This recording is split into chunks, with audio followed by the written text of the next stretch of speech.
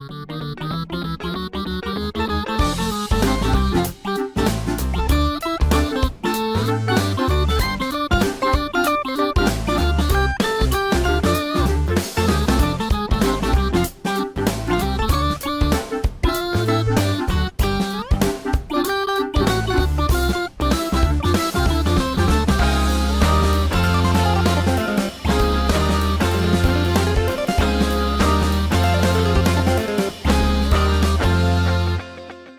everybody, welcome to Game Mess Mornings with me, Jeff Grubb, your host from GiantBomb.com. Thank you for tuning in. In this episode, we're going to be talking about Switch 2's huge game-breaking records, and an expensive Xbox game is going to get a little bit cheaper. It's going to be a good one because we have Jason Fanelli on the show. Jason, how are you doing? Pardon the interruption. I'm Jason Fanelli. Did you remodel? Did you renovate in here? Did you get a new haircut? What's going on? We knew you were coming over, so we spruced the place up a little bit, you know? Yeah, it looks wonderful. Shout out to the artist whose name it's Jetpacks and and a bunch of other names in there. I also always forget because it's like, what is Jetpacks and what? Jan, do you remember? Jetpacks and roller skates. Thank you, Jan. Jetpacks and roller skates. There we go. That sounds like an NES platformer. Exactly right. Yeah, and I'm like, it's Jetpacks, and then another thing from the 70s, 80s, and I'm like, what is it? And then I always blank. Jetpacks and roller skates has done excellent work. It was really great working with them, and the show looks great. So yeah, it really does. Yeah, shout out to them. Settle in here and kind of get where I'm breaking the new set, the new virtual set for everybody. Yeah, Jason, how you been? Things are good, just doing the work. The Pokemon Presents yesterday. It's pretty interesting when you're highly touted for a month and a half live stream. People get most excited for the hour-long DJ Pikachu pre-show. Someone needs to teach Pokemon Company specifically about the art of one more thing, because if I'm watching that, the messages themselves, like the news itself, there's some neat stuff in there. Pokemon Friends seems like it's a cool puzzle game. Pokemon Champions looks interesting. Any update about ZA is nice. It's just when you take this and you announce it a month ago and you let that hype build, it reminds me of Smash Brothers DLC, the first pack, the last character being Byleth from Fire Emblem. Everyone was like, no, that can't be the last one. That should have been the middle one. And then you have to bookend these things. But Nintendo, they finally learned. Pokemon Company still needs to figure that out. Unless they're playing the long game and they're saving stuff for Worlds in the middle of August. Yeah, maybe. Remains to be seen. But yeah, that was fine. Covered that over at GameSpot. That seemed okay. I got Evo coming up next week. Looking very much forward to watching that. Still undetermined as to whether that'll be in the room or in this room. More likely like this room. But hey, we'll have fun either way. Lots of fighting games to talk about. We're going to get into Evo a little bit later on in the show, I believe. Yeah. That's right. We got some news that has to do with Evo for sure. In the meantime, though, think I'm with you on the Pokemon where like they need to. They probably are saving stuff because they always do save stuff at this time of year. They don't like show it all in this moment at this Pokemon Presents. But sure. Yeah, they got to learn presentation rules and stuff like that. The big thing for me, why announce it for a month and a half ahead of time? I don't know. Why not just say, tomorrow we're having a small little thing. Exactly. Yeah. Tomorrow. I guess they want the hype because they want people watching because that probably does benefit them. But that, I don't know, boy who cries wolf sort of situation. People might not want to tune into the next one if you keep burning them like this and feel people don't want to feel like their time's being wasted. Sure. We'll get that Pokemon game later this year. I'm still looking forward to it though. All right, let's explain what we do here and ourselves. This is Giant Bomb. You go to giantbomb.com/join. Become a premium member. It helps us do our stuff over here. It helps us do this show. It helps us do the Bombcast. It helps us do everything, including stuff like Summer Game Fest. We're making other big plans. It helps us with a lot of stuff. We really appreciate it. So if you want to make sure that you want to enable us to continue doing the cool stuff we do over here, giantbomb.com/join gets you ad-free episodes, gets you some other special goodies. We really appreciate it. As far as this show goes, most weekdays, I, Jeff Grubb, will help piece your gaming life back together. That includes breaking news and maybe even some of our own original reporting. For all these topics, I'll get the input of a bona fide expert who will make me look smart. If you are watching live on Twitch, welcome. You can always listen to the show later on podcast feeds by searching for Game Mess Mornings or find the RSS feed on giantbomb.com. You can also catch the show later with chapters and timestamps on YouTube. Hello, YouTube. All right, we have a lot to get into, so let's start the morning mess with June 2025 U.S. video game market highlights from Circana. This is from Matt Piscatella. Nintendo Switch 2 debuted as the fastest-selling video game hardware device in the U.S. history, while consumer spending in both video game hardware and accessories reached new all-time June records. There are some numbers here, just to give you some comparison points. In June 2024, total video game sales, and this is a projected number that brings in everything, but that was up 22% to 5.7. That's $1 billion, $5.7 billion. And then let's see, video game content was up 6%. Video game hardware up 249%. Ooh, baby. Yeah, usually June going to be a little bit slower anyhow. Then this year you have a new Switch 2 that combines to get you almost to $1 billion in hardware. Well, hardware sales, 978 million compared to 280 million last year. Video game accessories were also up 29%.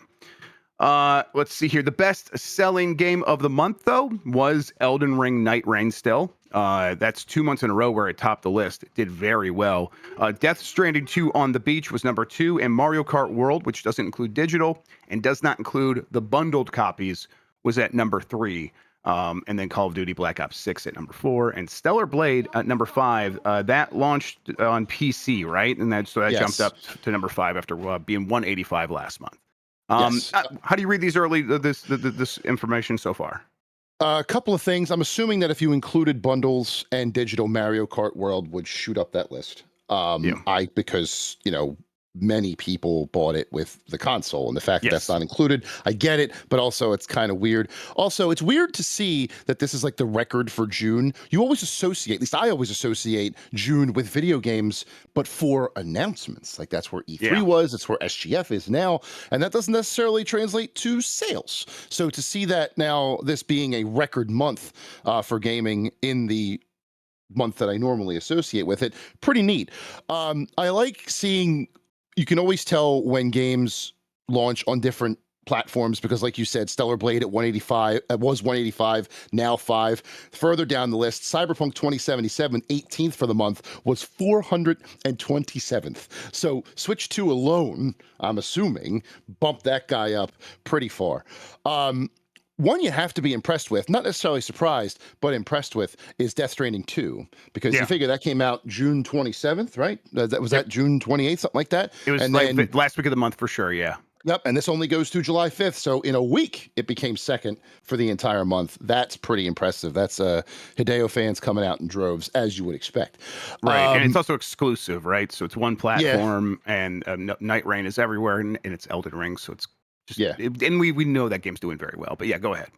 Yeah. So those are the things that really stick out to me. Also, the video game hardware, that's just what happens. 250% increase when you launch a console, the fastest selling console ever.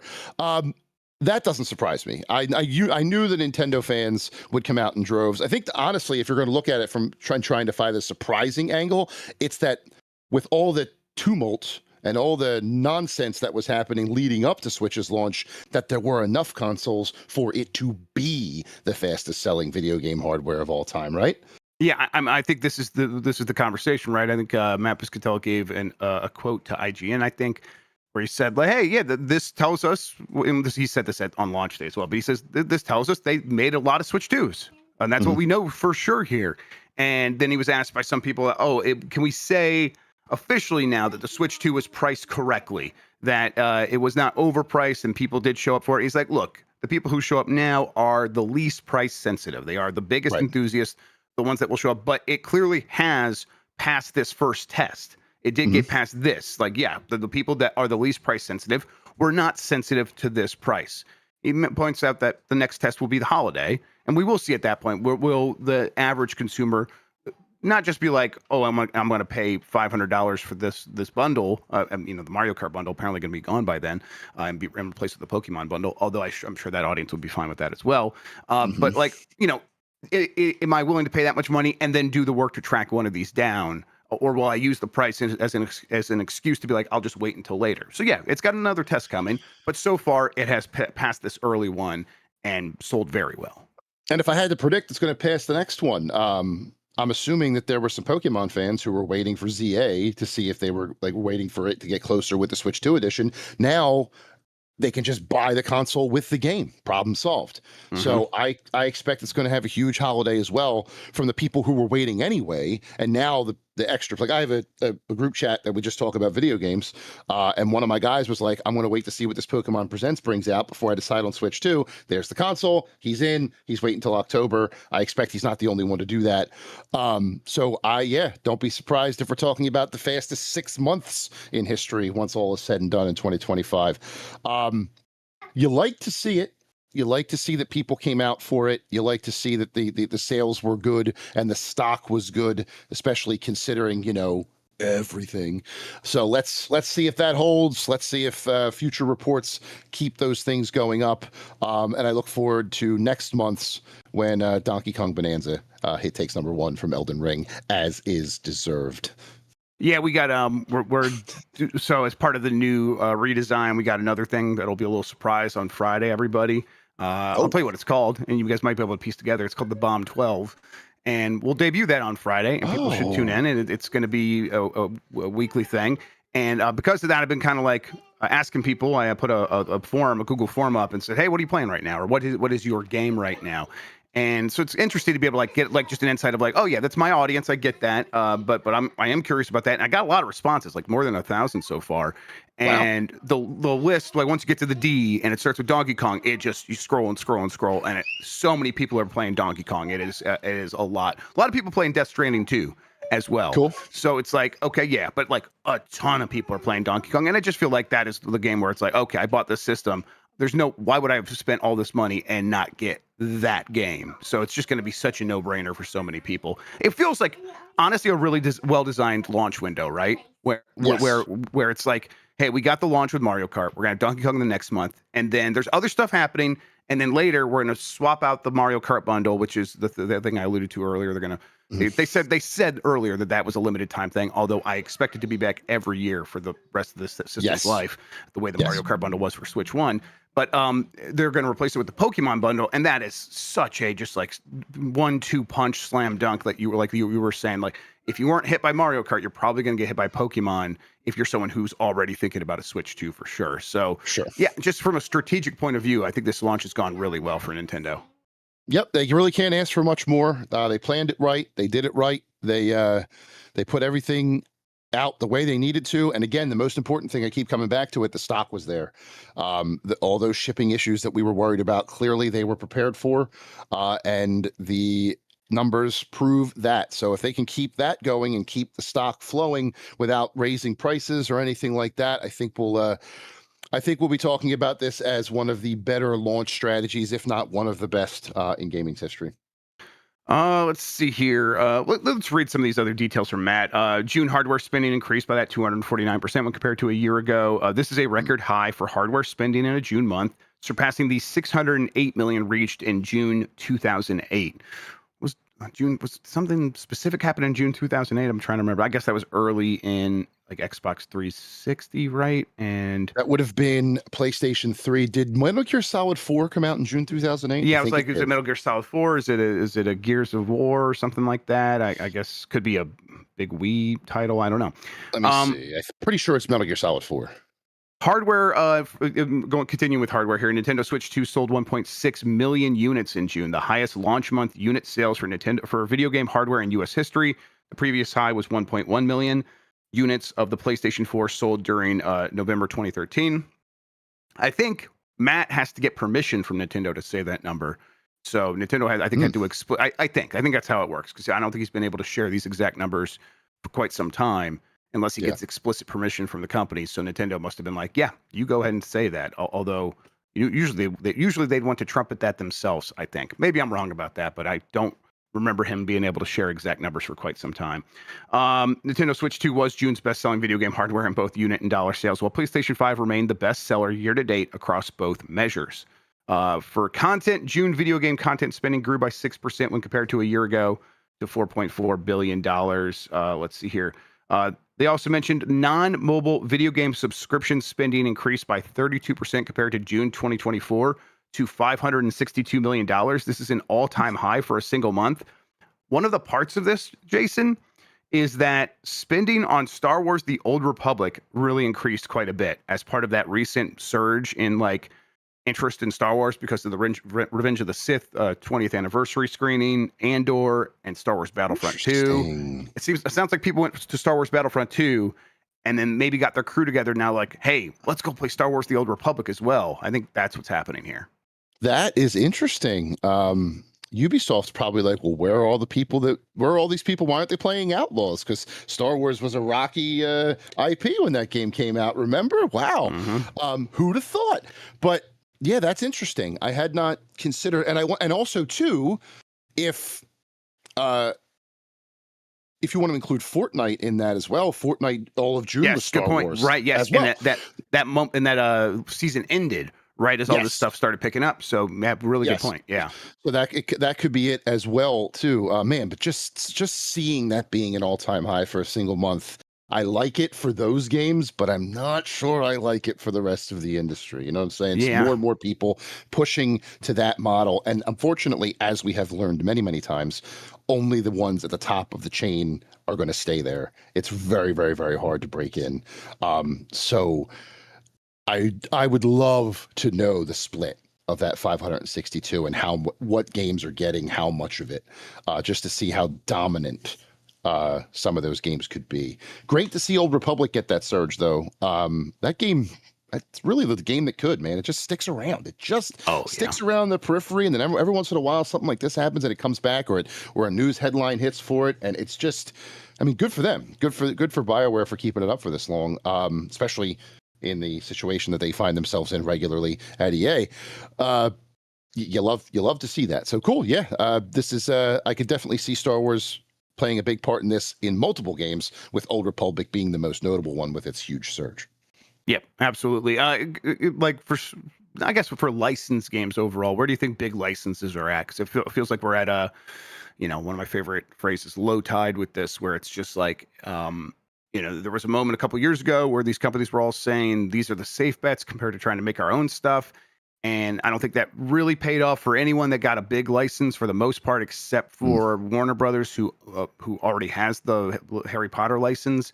Sure. So Hogwarts Legacy worked really well for them, but there are not a lot of other examples of that.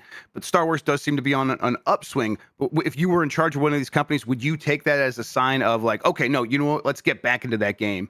Let's go spend the $100 million licensing fee or whatever and take another risk on that? Or is this sort of like a momentary floating situation for this franchise where people are like, I already own these games, I'm going to go back to them?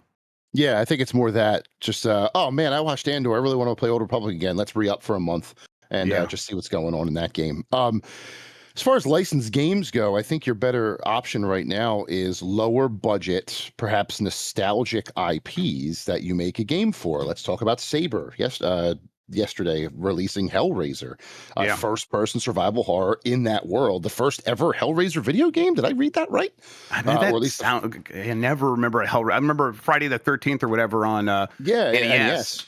And Nightmare on Elm Street as well. But I don't know that Hellraiser ever got one, which I guess makes sense considering the subject matter. But that's the kind of thing I think you need to do if you're doing licensing. Find those licenses of maybe dormant, movie or TV IPs, maybe book IPs that haven't really been explored before, and try and craft a game out of that in a genre that it fits in. Like I always hear Brandon Sanderson should make games out of his books, right? Stuff like that. I think is better for licensing. As far as top licenses, Marvel, Star Wars, as you said, DC, which WB already has, Harry Potter, which DC already has. WB already has. Unless you have a surefire idea that that and will be cheap, relatively cheap to develop and quick to develop, I don't think anybody should take that plunge right now. No. Yeah, I mean, I don't know. I want to go in this tangent real quick with you. I was thinking about the Ubisoft stuff recently of the microtransaction thing that they had. I haven't done a story on this. I was going to, but then I'm like, it doesn't feel like there was much there. And I was thinking about it last night. Basically, they said people like microtransactions because it's fun and they can beat the game faster. And I'm like, oh no, I think this is the exact thing that has poisoned people against Ubisoft. Is that when they buy the game, they know all, even if you don't look at the list of microtransactions, even if you don't like look at like the boosters or whatever, or you completely ignore them, you know that they're there, and you know that there's a chance, and we know it's much less of a chance and very like a likely possibility that they designed the game around the idea of maybe just nudging you towards using an XP booster or something like that. And people don't want to feel that way when they buy their game. Like, they look at all the games that have popped off in like the last year. And then also, like, Ubisoft, their games don't feel special in a lot of other ways. So if I'm like looking at Claire Obscure Expedition 33 versus Assassin's Creed Shadows, and I'm like, I got to spend my money somewhere. Well, I know my money's going to go all the way to the end of what Claire Obscure can provide for me. And if they have DLC down the line, that's fine. That's one thing. But right now, it's like, I know I'm going to get everything. It just feels like my money is working for me better in that situation. People just don't trust Ubisoft anymore, and I think it's all about the microtransactions. I think there was a time where we were like, I was like, well, let's, people seem to spend money on microtransactions. I guess we should, as consumers, we have to just like look at that and say, hey, we keep doing this, we keep spending that money. But so these companies must be right. If they're going to put this stuff out and then we buy it and they make a lot of money, they must be right. And it's like, I think a lot of people at the same time, while I was thinking that, were saying, yeah, but I'm just not going to go get Ubisoft games anymore or other games that are like this. And that has sort of grown to be enough of a problem that I think it has hollowed out what Ubisoft offers. And there's maybe no coming back from it unless they completely change their tune and they're just singing the same tune. So I don't know. Does that sound right to you? Yeah, it does. Because I'm going to quote the great George Carlin here. People like their bullshit out front where they can get a good, strong whiff of it. If Ubisoft is doing this subtle, like, hey, you should get the XP booster, people are going to sniff that out immediately and they're going to call that bullshit out. Meanwhile, talk to a sports player, right, who's been playing Ultimate Team for years, and they're like, first time you've been dealing with this shit? So, but they know it's coming. They know that they can, if they're going to play Ultimate Team, they're going to be picking up their wallets just as much as they're picking up the damn controller. They know that's going to happen. Trying to hide it and be sneaky about it and stealthy is not working. So, and people are going to lose trust in you, and then Ubisoft is going to turn into what it turns into. Ubisoft always had people at arm's length, even with their most popular games, because of what they called the Ubisoft map, right? All these different things, all these different like towers to unlock more of the map, a bit of a paralysis of indecision because there's so much shit to do, you don't know exactly what to do. And that then saying, oh, you want to get past that? Here's the XP booster to make it faster. It's slimy, and people can sniff that shit out a mile away, and they're not going to play your games anymore. And then you find yourself in a situation where a company like Ubisoft, which if I had said what I'm about to say 15 years ago, you would have laughed in my face, has nothing on the table. There's nothing coming from them right now that we know about. There's rumors, there's speculation, there may be an announced thing I'm forgetting, but the fact that am having trouble remembering what Ubisoft is coming out with says it all. Yeah. Assassin's Creed Shadows, number 3 best-selling game of the year so far. I recognize that, but that's Assassin's Creed, and that seems like the best case scenario of they did the break glass in case of emergency. We're going to Japan. We're going to try to like spend a lot of time on this one, make it really good. They did. It feels like this is the ceiling for it, and it's a high ceiling. It is. But I just don't think it's replicable with like, okay, so now go do that with the next Rainbow Six. What the next Rainbow Six? That's going to be such a challenge. What are you talking about? The next Far Cry? Are you really going to take the time to like rework what those games are? Because you haven't done that so far, and that seems like a big challenge in and of itself. And so it's like, are you just going to keep putting out the same thing there and hope to make more money on the back end with microtransactions yet again? Probably. Yeah. And I just think we will see diminishing returns. There is a slow erosion of these games is what we're actually witnessing. And there's another thing too. Ghost Beach Games in chat, giantbomb.com/chat, go check it out. It makes a great point here. The phrase microtransactions is no longer valid either. Yeah. We used to call it that when they were 99 cents to $2.99, as they write. We're talking about $20 things now. They're just transactions. Yep. They're extra transactions at this point, which is another whole thing. Maxi transactions. Yeah. Maxi transactions. All right. Let's see here. Anything else Macro. that we should? The macro economy of Ubisoft games. 82% of Nintendo Switch 2 buyers during June also acquired Mario Kart World one way or the other. So pretty high install or attach rate. Although remember when Breath of the Wild was like 102% attach rate to the Switch or something like that? Because people were buying digital and physical. Or somebody bought the physical copy and then painted it and tried to put it in the Switch and broke the Switch for some reason, so they had to get another. Oh, sorry, that was Bonanza. That idiot. Sorry. Let's see. Stellar Blade jumped. We talked about that. And then, all right. So a good month. Let's see if Nintendo can keep its momentum. Very likely we'll be able to. I'm interested to see like what the rest of the year goes like for the other consoles and other game sales. But it sounds like right now Switch 2 set up for success through the rest of 2025. All right, we're going to take a break. When we come back, plenty more headlines to get to, including the biggest PlayStation game of the year being an Xbox game. We'll talk about that after this. If you want to skip these messages in the podcast version or whatever, go to giantbomb.com/join. You get the ad-free shows there. We'll be right back. This episode of Giant Bomb is brought to you by giantbomb.com/join. Join us there, become a member. It helps us make fun stuff. It gets you ad-free content. It also helps us make some extras here and there that we'll give exclusively to you as members. It's giantbomb.com/join for $10 a month or $100 a year, where you save $20. You can support us in making all the cool stuff that we make over here at Giant Bomb. Once again, that's giantbomb.com/join. Become a member now.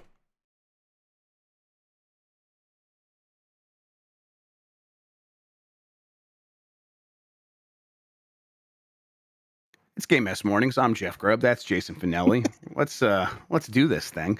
The biggest PlayStation game of 2025 is a 4-year-old former Xbox exclusive. This is from John Walker at Kotaku. Microsoft's push to separate the concept of Xbox games from the Xbox console itself has always felt a little annoying. The corporation's "This is an Xbox" campaign has been more confusing than anything else. However, the really significant aspect of this detaching of the games from the machines is the releasing of once Xbox exclusives onto Sony's consoles. And in the case of flagship release Forza Horizon 5, it's proven such an enormous success that the game has outsold everything else released on the PS5 this year. While we should always take the industry analysis figures with a bucket of salt, it's being reported by the Alenia Insight newsletter, thanks GI Biz, that Forza Horizon 5 has now sold over 3 million copies on the PS5, pushing it ahead of Monster Hunter World and seeing it outselling last year's PlayStation exclusive Astro Bot in a third of the time, and far ahead of one of this year's big PS5 launches, Death Stranding 2. Although that just got started, we'll see what happens with that. Okay. I think I was expecting Forza Horizon 5 to do really well on PlayStation 5. This is like better than best case scenario. This is like, people were craving this, and I wonder if there was like data like that Microsoft looks at to understand that there was a craviness, because I don't think that there were a lot of PlayStation fans in the list war conversations that happen on Twitter or whatever being like, well, I hate your Xbox, but if that Forza Horizon 5 ever comes to PlayStation, I'm going to play the fuck out of that. They don't talk that way. So, but it certainly seems to be the case. And I guess it makes sense. This is a game that, PlayStation does not make in-house. Xbox has made a big deal about it. This game was like up for a lot of Game of the Year considerations when it did come out. And now it's being able to reach more players, right? Yeah, I mean, not to get all like, I don't want to feed into the tribalist thing, but we have to look at this from a perspective of sort of like, this is a company, PlayStation, with its own premier racing franchise.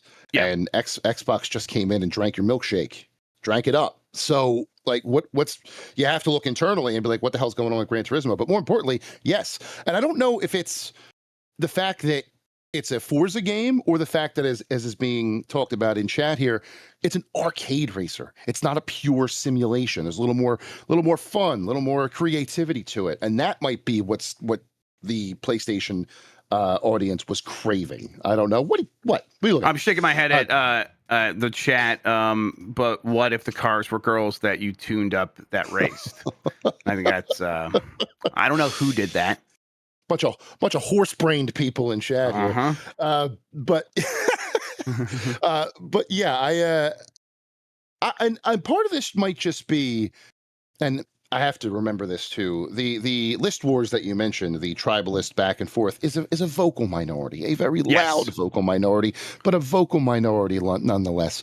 And the casual fan or the term non-terminally online people were like, "Yo, Forza's coming to PlayStation. I'm in," and that's all it took. So these are the people that I think are boosting these numbers. The people that we don't really think about because they're not in our faces every day telling us that the other console sucks. But I like it.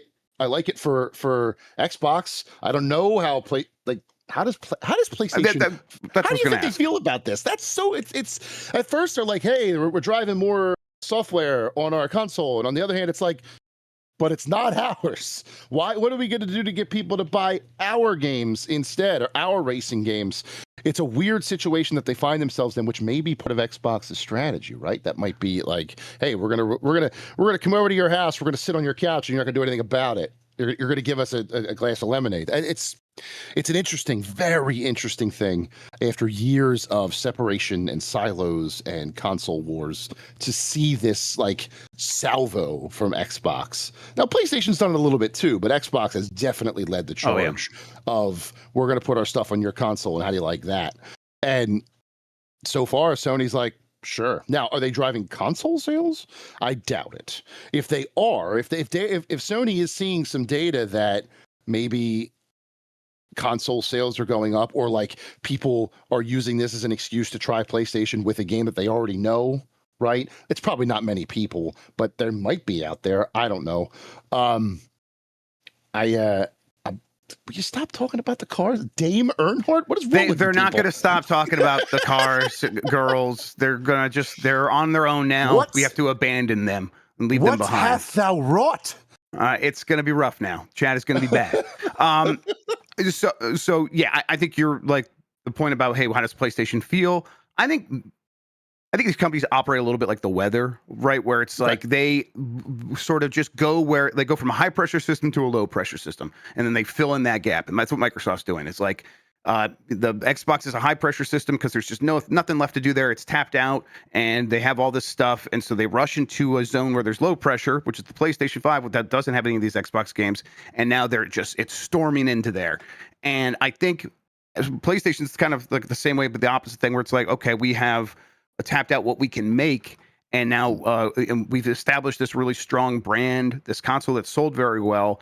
How else can we make more money from this? Well, someone else bringing their games here and selling a ton, and we get a 30% cut of that.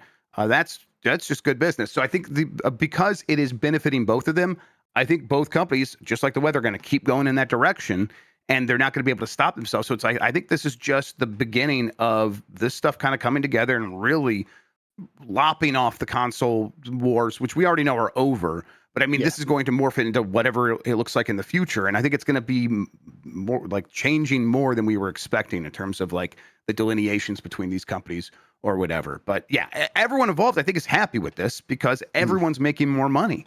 And so, yeah, we're going to see a lot more of this. Go ahead. I think the biggest tell as to whether or not this one console future or one companies sharing their IPs is if Nintendo is ever forced to do it or ever decides to do it. That's a long way off, sure, but I think it's that's an exception when that proves the rule a little bit, right? Though, because it's they're just, of course, they're going to keep being their own thing. They worked really hard to do that specifically to avoid this, and they push back against like where the weather is going to take them. Like they try to dictate things a little bit, and that makes them a little bit different than these other American or American behaving companies like Sony that are going to just kind of be like, hey, this is what makes more money, so we're going to go with what investors want right now, and we'll keep doing more of that and see where it takes us, because this is good for the next quarter. As far as Forza Horizon goes, Yeah, I think that we're at a point now where the next game is on PlayStation 3 months later, 6 months later, and then Ugh. in a couple of years, I think we get to a point where it's like, well, these things just all launch on both consoles at the same On both time consoles, from right. Microsoft. Yep. Now, it also does sort of speak to why the pure simulation Forza was reportedly shelved, right? If Microsoft sees that there is a appetite for Horizon on its competitor's console, it does sort of make sense to then focus on Horizon 6. Or sorry, it would be The next one would be Horizon 6, right? it would? Yes. Oh, yeah. I'm sorry. 4 came out first on PlayStation. I think that's what's screwing me up. So yeah, Horizon 6 and getting it on Xbox and PC first, and then PlayStation 3 months later to keep this momentum going. I kind of sort of get it. It resulted in mass layoffs, and I do not want to take them off of the hook for that. That's awful. But now it's sort of there is a reason. There is a reason, is all I'm saying. Yeah, I think that they could have made motorsport work, but I'm with you. Again, they're reacting. They are on, like, both of these companies are always on their heels because they're afraid of like taking big risks and trying things. So they look at the telemetry it's telling us this, and we're seeing what Forza Horizon does when we put that on PlayStation. They're saying this, what if we put motorsport over there? What would happen? They'd be like, well, those people already have Gran Turismo. So they're not going to need motorsport. The demand would be far, far less. And we know that there's less interest in this game overall because of what happened on Xbox. And they're like, oh, is it even worth it anymore? And then they're in the mood of nothing's worth it. That's what it feels like is happening over Xbox. Nothing is worth it except for these handful of small games small handful of games that make all of the money. Mm-hmm. All right, let's keep going here. The Outer Worlds 2 price has dropped back down to $70. This is from Sal Romano at Gamatsu. The Outer Worlds 2 will cost $70 instead of the previously announced $80 when it launches for PlayStation 5, Xbox Series, and PC via Steam and Microsoft Store on October 29th. Publisher Xbox Game Studios and developer Obsidian Entertainment announced. They said, we're focused on bringing players incredible worlds to explore and will keep our full-priced holiday releases, including The Outer Worlds 2 at $70 in line with current market conditions, an Xbox representative told Windows Central in regards to the decision. What do you think happened here? Ready? I have a theory. Yeah, tell me your theory. Hat. Let's do it. It was never coming out at $80. Ooh, I like this one. Oh, I like that. Now people feel like they got a deal. Coming out at $80. They not only do the people think they got a deal, this was Microsoft's way of saying, let's see how people react if we try to do what Nintendo did. And then when they were like, no, they're like, okay, we just dropped the price. Goodwill for everyone. People are going to be back in. And they still know it's coming, right? They know it'll happen eventually. But now, oh my God, Jason. Now, maybe a bit too smart for Microsoft. But I really like that. At the very least, if like that is going to be the effect, that's the end result. Everything you said there is what's going to happen. If it was intended or not, that's how it's going to go down now. People are going to feel good about this. Yeah. They put out the little fancy graphic on social media with the Moon Man, scratch it out to $79.99, $69.99. The one that they made the same fucking day they announced the $79.99 price and just waited for people to get pissed off. That if I'm a betting man, that's what they did over there. They wanted to see what their reaction would be. They did it with this game because if people got outraged with this one, Lord knows what they would do with Gears or a new Halo or something like that. And then they were like, okay, yep, we can't do this yet. And then they pushed it back to $69.99. That, to me, is why I think this happened. I don't think it was ever coming out of $79.99. That's my point. Yeah, and it's a reminder that people yell at these companies. It works. Yeah, don't yell at individuals. Spare the individuals as much as you can. But definitely be loud about these companies. They are sensitive to it, and Xbox still especially is sensitive to it for whatever reason. Even though they're like, we don't care about anything, they cannot detach themselves from all the social media and influencer connections that they have.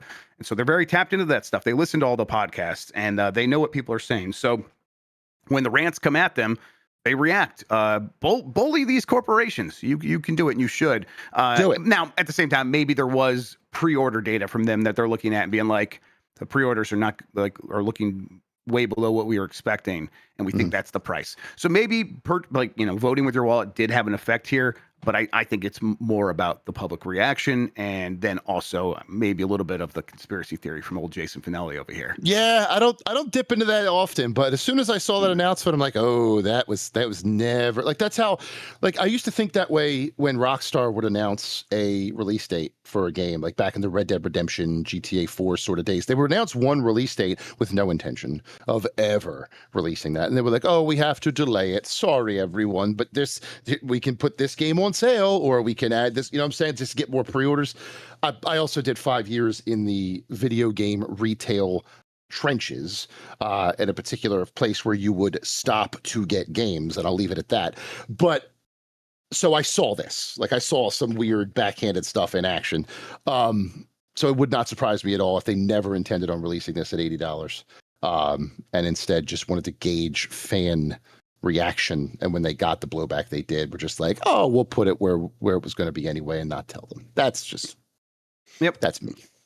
So this quote here says, and we will keep our full price holiday releases, including the Outer Worlds 2, at $70. Are they saying Call of Duty is going to be $70? This is That's an what Xbox I'm reading. representative. That's what I'm saying here. All of their holiday releases at $69, or keep our full price holiday releases. Last time I checked, Call of Duty's coming out this holiday. So yes, that would say that the base level Call of Duty game is going to be $69.99. And if it's not, now, oh, it says full price holiday release. I thought maybe they would say Xbox Game Studios is $69.99, but this is Activision. It's a different brand, different subsidiary. But no, it says our full price holiday releases. That to me says, yeah, $70. Yep, and this was a comment to Windows Central, so maybe there's more information out there that I'm missing. But I'm curious about this. I'll see, because that feels like one where it's like, oh, Outer Worlds 2, yeah, we're gonna put that back down to 70, but Call of Duty can get away with 80. But I think honestly, if Call of Duty is 70, I'm more on board with, like, even more on board, because I'm already on board. I'm even more on board with what you said in terms of this being like an overall strategy that they were thinking about, and always had this trapdoor built in of, let's get the reaction, let's get the data, let's get some pre-order numbers, and then let's pull it back. So now people are still aware it's going to be 80, and we can get the goodwill for this holiday. It's kind of too perfect. I think you're onto something. Borderlands 4 runs at 30 frames per second on Switch 2. This is from Jonas Mackey at Game Reactor. Recently, Gearbox and 2K finally revealed that Borderlands 4 will be coming to Switch 2 only 3 weeks after other formats. And so that's coming October 3rd. Now we have a little bit more information to share thanks to Gearbox founder Randy Pitchford. He writes on social media that no content will be missing from the Switch 2 edition, which means it won't have any problems with crossplay with other versions, and says that the game will run at 30 frames per second with a few exceptions.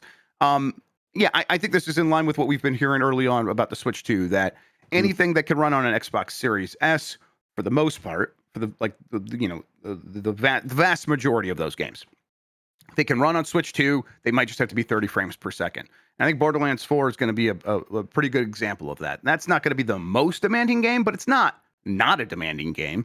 So I think that another good sign that the Switch 2 can run these games. Of course, I wish this was at 60 frames per second, but that's not what I was expecting for games that are getting ported from other current gen consoles. So good sign. How do you take this? And is there a chance you ever play a Borderlands 4 on a Switch 2? I'm right now open to playing anything on Switch 2 just to see how it runs. Like WWE 2K25, I think launched today on Switch 2. So I want to see how that runs just in comparison to the main console ones. I'll give anything a shot. But this doesn't surprise me, especially they specifically call out like intense heavy combat moments, or if you're hosting a game in handheld mode, it's going to dip. Yeah, handheld mode is not as powerful as when it's docked. This all makes sense to me, especially now in the beginning of Switch 2's life cycle, where people just want to get on the console. And I feel like Switch 2 owners would have some sort of understanding, at least I hope, that anything that's coming out in the first year from a third party, especially, is not going to be not one-to-one with the PlayStation 5 or PC or Xbox versions. It's just not. They knew that going in. I think Switch 2 owners would be now, if it runs like 5 frames per second when you're walking down a cliff and it's total dog shit, then people start, getting angry. But this here, if this checks out, I don't think Switch 2 owners will be mad about that. I think they'll understand it and they'll accept it and they'll just be happy to be playing Borderlands on a Switch, right? Because if you're a Switch only player, you don't get, I mean, did they get the Handsome Collection? I think maybe they did. I'm not sure. But this is cool. I think the big thing about this Borderlands 4 announcement from a couple days ago was, why was Randy Pitchford on the Duke Nukem Forever throne? What the hell's he doing that for? I don't know. He just does things. He just does things. He just does things. But I think this is fine. I think people are going to be fine with this and not have a problem with it. I do see, though, further down that it's going to be on one of those game key cards that people are really worried about. The game's probably more than 64 gigabytes. So even if they were willing to eat that cost, I don't think there's a game card that it could fit on, that it physically could fit on.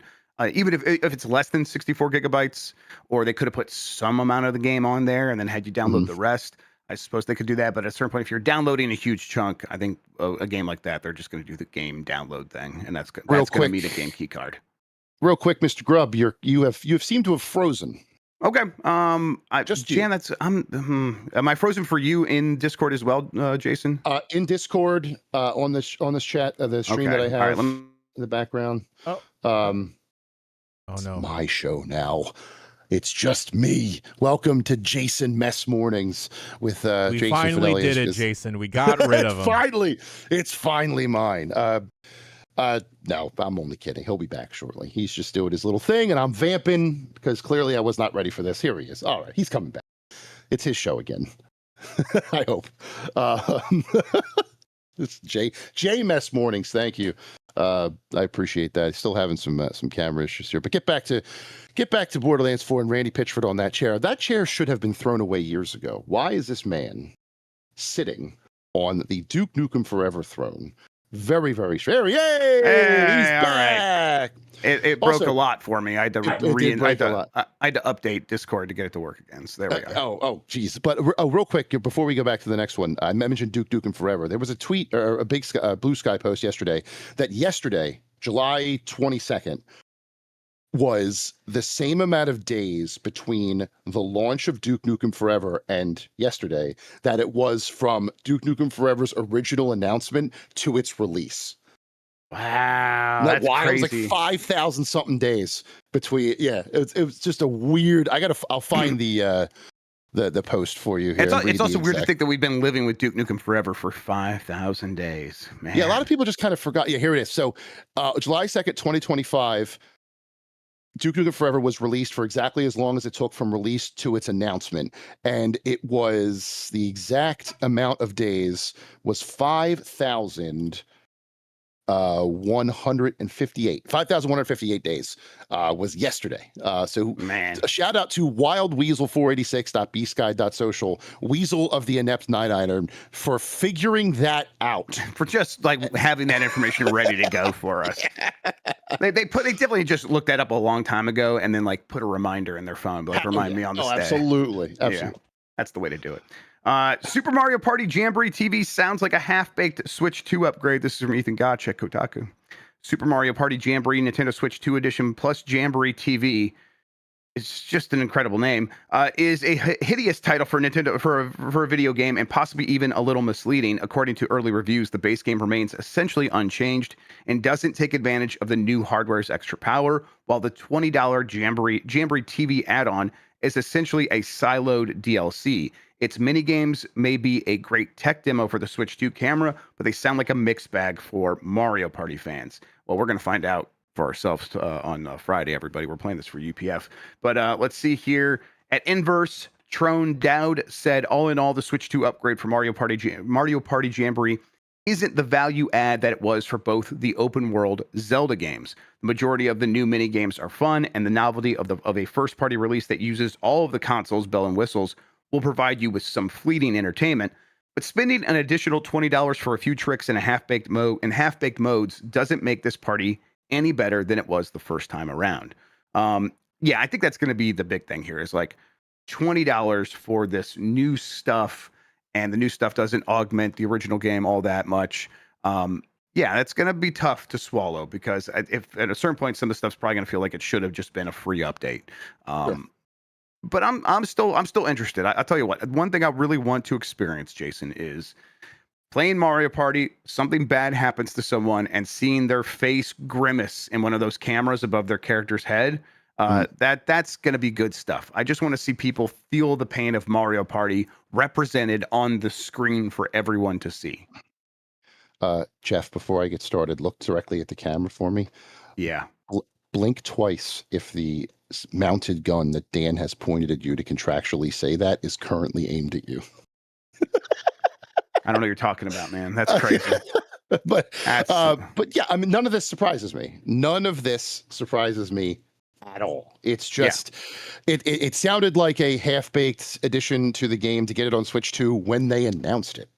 Like, I'm not, I think you're right.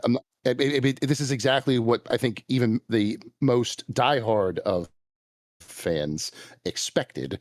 So they're not going in with any extra, expectations. They're not reading these and being like, oh, shucks, I'm going to get cheated. No, they wanted more Mario Party. They want to see the Switch 2 upgrade. It's just whatever. I'm not surprised. I'm not terribly shocked by this. Am I going to try it? No, but I am excited to watch you guys torture yourselves. That's going to be fun on Friday, UPF. And yeah, I hope you win. I'm rooting for you. Yeah, it's even if I win, I will have lost because I played a lot of Mario Party with Dan and Mike. The last time I played, they were definitely like, "We're having fun," and it was really annoying. It was very annoying to hear them being like, "This is great." And even when it was bad, Mike would be like, "Well, I can entertain myself," and that was his defense of Mario Party. I'm like, "That's not Mario Party's not doing that. Why are you giving it credit that you can entertain yourself?" It's gonna be a nightmare. I'm looking forward. Lego Party's gonna eat its lunch. You heard it here first. I can't wait. All right, I got a question for you about a game called 2XKO. What's going on with that? Let's do the story first. We'll get a closed beta this September, bringing in V as a fighter. This is from Alex Hoppe at Game Reactor, but that's basically the stuff. On the 9th of September, it'll get a closed beta. Is there more going on with 2XKO? I get the sense, I don't really know, that the community has some like questions about, hey, was this game going to be all right? I don't know. Maybe I'm misreading something. It's just a lack of updates, really. We're getting like drip feed piecemeal updates for this game. And I will tell you, from the last update we got, this game has to show out at EVO. It has to show out in this closed beta, because now, as far as team-based fighters go, Marvel Tokon is nipping at its heels, and it will be on the same show floor at EVO, as was also announced yesterday, as this. Riot had to be feeling pretty good. First ever fighting game, has a lot of well-known FGC names behind it, the Cannon Brothers and stuff like that. And then to see Marvel Tokon, they'd be like, oh, shit. Now what are we going to do? So closed beta is cool. Also, they've announced that if you were in the alpha labs, you're already in the closed beta. The servers will stay on until the 1.0 launch. No multiverses bullshit here, which is also good.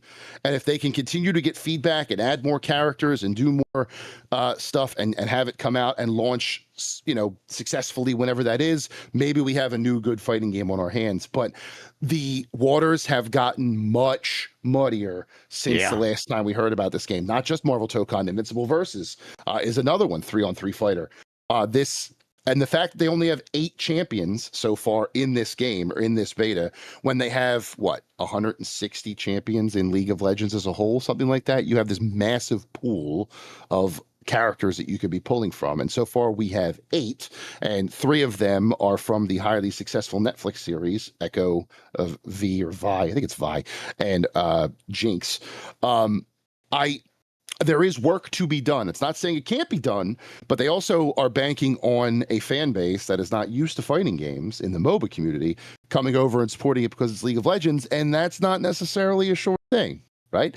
Riot Forge will speak to that. So I'm rooting for all the fighting games. I want all the fighting games to be great. I want everyone to play every fighting game that they have time for.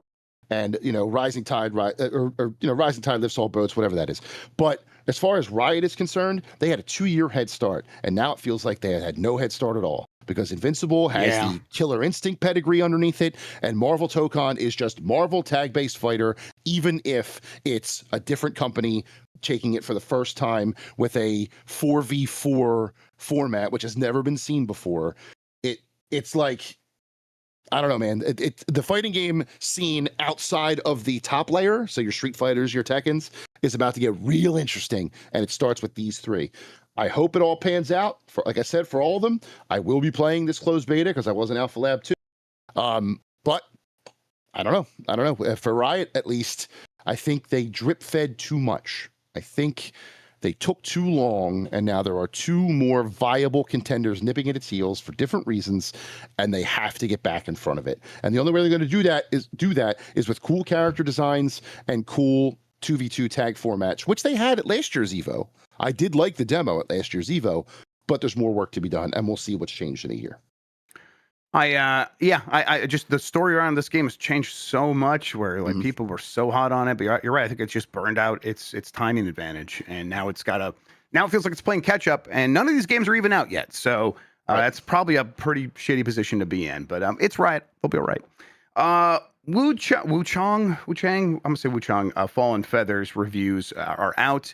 It's at a 77 on OpenCritic, which is pretty good for one of these, although it's pretty mixed on the reviews. For example, Adrian Burrows at the Sixth Axis gave it a 4 out of 10 and said, despite a fascinating premise, one inspired by both Chinese folklore and real life history, WUCHANG Fallen Feathers resolutely fails to deliver on any of its initial early promise. This is a Souls-like by the numbers, one hampered by a cornucopia of PS5 performance issues that plague the game like a disease. But Christian M. Villa at Aria Hugones gave it a 9 out of 10 and said, WUCHANG Fallen Feathers is an innovative Souls-like with deep combat and dynamic systems that add a lot of depth to the overall experience. The madness gauge and the inner demon manifestation is quite a groundbreaking way to transform death into a powerful gameplay mechanic. If you are looking for a new Souls-like with fun, fast-paced combat, then WUCHANG Fallen Feathers will definitely check all of your boxes. To me, this sounds like Haas Soulsborne's review, right? Where people are very hard on them because they have a certain extremely high level of expectations. They're not going to be patient for things that don't meet those expectations, and maybe rightfully so. And then some people are like, actually, no, this one got me, and I'm totally in on what it's trying to do, and I'm on board. We're going to go for it. And that's just how these Souls-like clones tend to go. And so getting at a 77, pretty good. Yeah, I mean, having played it at a Summer Games Fest, and the only thing I could say about that demo was, man, did it beat my ass. I was seeing a lot about difficulty spikes and how that kind of hampered the overall experience. And I agree with that 100% based on my limited demo. But I am also with you that if it's not a actual From Software Souls-like, it always seems to be mixed. There are people who like the innovations, and there are people who just are bored that it's not a Souls game. It's not authentic, for lack of a better term, From Software Souls game. I'm not surprised by this at all. This is exactly, if I were to be a betting man, I would have said like a 75 on OpenCritic. Did you review this? Did you guys, you and Mike, do this one on your little competition? Oh, I can't remember that. Like, so we have a guessing game where we try to guess what the OpenCritic scores are going to be for games. I feel like we did, but I have no idea what we. Yeah, let's go back and check. Yeah, I'd have to check. Because I would have gone 75, 76. So 77 is actually, it's not bad. It's not bad. And I think when all is said and done, that's what this is going to be, a not bad Souls-like. Because that's what most of them are. The Souls formula, as much of a beaten path as it is, it's that way for a reason. It's very engaging. It's very challenging. It's very viscerally fun. But in specific execution with potentially PS5 performance issues and the difficulty spikes I was hearing elsewhere, that might be what brings it down a little bit further. And that Lies of P DLC, right, it just came out recently, and like that's a really highly regarded Souls-like. So you can go play that instead. Like, it's just a challenging space to be in. But I think it's also a little bit of a lottery ticket. If yours hits and you're one of the really good ones, Lies of P broke out. So I guess it's not a lottery ticket. You just made a good one. All right, Terminator 2D No Fate is delayed to October 31st. It was originally supposed to come out in September 5th. They pushed it about a month and a half. This is that 2D Super Nintendo arcade looking Terminator 2 adaptation that just looks really awesome. I didn't realize how nostalgic I would be for that idea of a movie video game adaptation. Just make it look like it was for the arcade and then Super Nintendo. And yeah, I'm really looking forward to this. So I'll wait a little bit longer. I'm glad it's not like a delay till next year. But I hope this just means they're polishing up and getting it really good. Because I think if this game hits, it could be like one of those surprisingly big games on something like a Switch 2, right? If that comes out to Switch 2, which I don't know if it's due to come out to Switch. Switch yeah, 1 it is right Switch now. 1. So yeah, that'll work. Where it's like, oh yeah, I would love to have like a little indie game or something that feels smaller. And then turns out it's based on Terminator 2 and it's really well done. So I'm hopeful. Based on what we were saying earlier, this is a licensed game that's a little bit less budget, and if it comes out, the way smash to do it. It's exactly the way to do it. Imagine if they were doing this kind of stuff with Star Wars instead of the biggest games ever, and it's like another super Star Wars style game in Andor. Yeah, exactly. Man, that'd be cool. And honestly, even if they did like the prequels, because the prequels never got games like that, so it's like, do super Phantom Menace. Yeah, that'd be neat to see. That'd be cool. All right, let's get to the poll question. We have that over here. Let me make sure I have the most up-to-date results for you all from Giant Bomb on YouTube.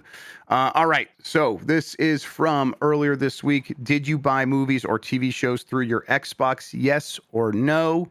84% said no. 16% said yes. That was a bigger number than I was even expecting. But I guess in the grand scale of time, all like since the beginning of them selling movies and TV, I guess people are like, I did once, and maybe said yes, because I did once. But then I responded no, so I don't know why I did that.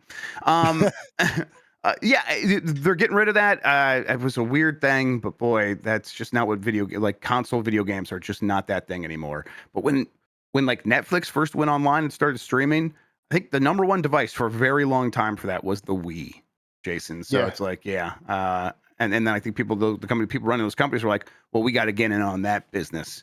And it's like, well, that's already dominated by Netflix. What are you thinking here? So it was just a weird thing. Yeah, I tend to forget it existed. Yep. Right? Like I would go to the Xbox store to redeem a code and be like, oh yeah, you can do that. Wow. And then just go on with my day. I never thought of the Xbox as a media console. They wanted me. I don't know. Well, not for me. Even when they wouldn't refer to it as anything other than Xbox One, the all-in-one entertainment platform. Right. Oh my God. Look at the bottom of the press release. And we just have that whole line. That always annoyed the shit out of me. It's real dumb. It's real dumb. Companies are pretty dumb. The idea that they think that works. I remember Jenny with her YouTube videos about like Disney and stuff, where she talks about some of the other creators and how they have to call it Star Wars. What is the Star Wars land actually called? Whatever the Galaxy's Edge. Yeah, where so they're like, oh, if you're doing a review of that, Disney pays for you to come out there or whatever, or invites you out there. They're like, please refer to it as Star Wars Galaxy's Edge every time you refer to it. And it's like, well, that's not how normal people talk. They call it Star Wars Land. You know what a big one is? Lord of the Rings insists that you call it the Lord of the Rings. Yes. That the causes a lot of grammatical issues that they just don't seem to care about. Yeah, the Lord of the Rings game. Yeah, it's and it's man, why do companies insist on people talking this way about their stuff when it's like if you just say, no, it's cool to say Star Wars Land. It's cool to just say Lord of the Rings, and it makes stuff just look a lot more casual and make you seem more human, which I guess maybe they don't care about. We got a new poll question. We'll get to it here in a second, but first, Jason Fanelli, why don't you tell people where they can find you on the internet, what you have going on, all that good stuff. Big Man Fanelli on most social media. Blue Sky, I did get the jasonfanelli.com handles. That's where you can find me there. A couple of reviews coming up soon. I am still reviewing Bonanza. That'll go on live on mmorpg.com, as well as Shadow Labyrinth. I'm going to review that there as well. I have a op-ed coming out soon on GameSpot about Magic the Gathering and how all of the goodwill that they're trying to get from new players by introducing IP like Final Fantasy and Sonic is completely ruined by the fact that it's all too goddamn expensive. That's basically the gist of it. So we'll have that up hopefully by the end of the week because the pre-release starts for the new set on Friday. Speaking of, I may stream tonight because there is a streamer event for that new set on Magic the Gathering Arena. It's a 24-hour thing where people got early access to do drafts and stuff like that. So if I have time tonight and I'm not too tired, I may hop on my Twitch stream, JFan64, and check out some Edge of Eternities there for the good people who want to check that out. I will post that on all social medias if you want to come hang out and see what the draft's like. But yeah, that's what I'm doing, hanging out, doing the thing, and really want to go to Evo. I keep saying it, but I really want to fight. I went last year, and I need it. Send Fanelli to Evo. Someone do it. Someone do it, please. New poll question: have you ever played Forza Horizon 5? The options are on PC/Xbox, on PS5, or I have not. We'll get the results of that. Talk about it on Game Mess Mornings here on Giant Bomb tomorrow. Looking forward to that. Speaking of Giant Bomb, we got some fun stuff happening. Let's see here the schedule. Yes, it's going to be Blight Club. I might stream something before that. I did put a pull up. If I do it, it'll probably be Skies of Arcadia, but maybe Donkey Kong. We're going to see. Cool. But yeah, it's going to be that. I'll definitely do Skies of Arcadia tomorrow, though, after GMM and before Voicemail Dump Truck. I think that's what won the poll, actually. It was an option between that, Chrono Trigger, or Panzer Dragoon Saga. Panzer Dragoon Saga was pretty close, but I think people are going to go with Skies. So, yeah, whatever actually ends up winning that poll, I will play that for sure on the site tomorrow. All right. Beyond that, we'll have some, there's a quick look for Donkey Kong up. And then later this evening, 5 p.m. Eastern, it says here on my schedule, the Rocket League Dibvitational, the 34th annual Rocket League Dibvitational, where we will be taking on Jeff Bakalar's child in 1v1 battles in Rocket League. And he's going to take us on one at a time because apparently he's been playing nonstop, I think his entire life, essentially, at this point.